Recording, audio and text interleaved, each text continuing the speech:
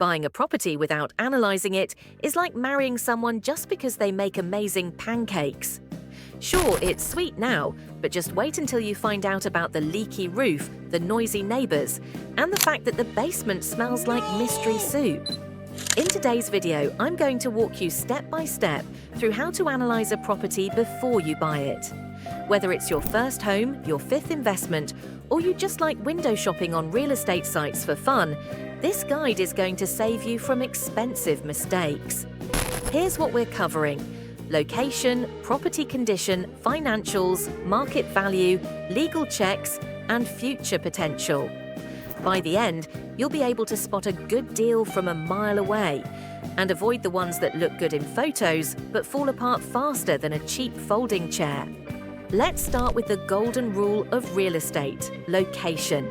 And yes, I know you've heard it before. Every real estate agent chants it like a mantra in their sleep. But here's why it matters. You can fix a broken roof, but you can't fix the neighborhood. A good location means high demand. That demand is driven by things like schools, hospitals, transportation, job opportunities, and safety. If you're buying for yourself, it's about lifestyle. If you're buying as an investment, it's about future buyers or tenants wanting to live there. Here's a quick trick. Visit the property at different times of the day: morning rush hour, late at night, a Saturday afternoon. You might discover that your quiet street turns into a Formula One racetrack at 8 a.m, or that the charming coffee shop next door hosts live death metal concerts every Friday night.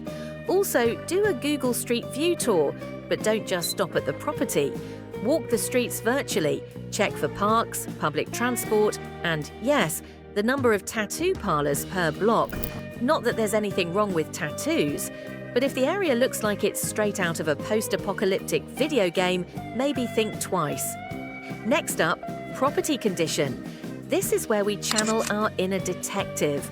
You're not just looking for the obvious stuff like peeling paint, you're hunting for the things that will drain your wallet later. Start from the top. Literally, check the roof for missing shingles, sagging, or signs of water damage. Then move to the walls. Look for cracks, damp patches, or suspiciously fresh paint in only one area. Fresh paint can be great, or it can be hiding a mold colony the size of a football team. Don't forget plumbing and wiring. Low water pressure could be a sign of bad pipes, lights flickering could be bad wiring, or ghosts. Either way, get it checked. And here's the thing: hire a professional inspector.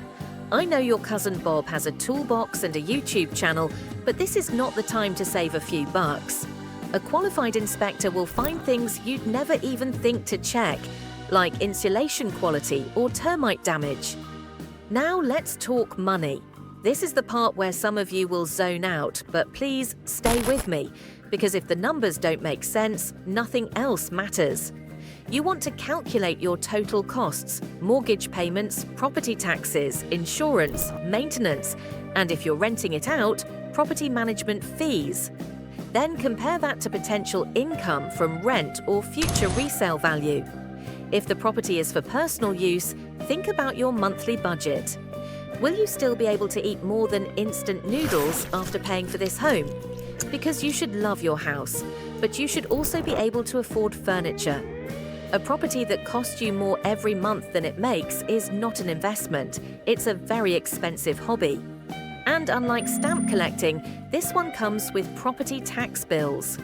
Market value is simply what the property is worth today based on the market. And the best way to figure that out is with comps, comparable sales.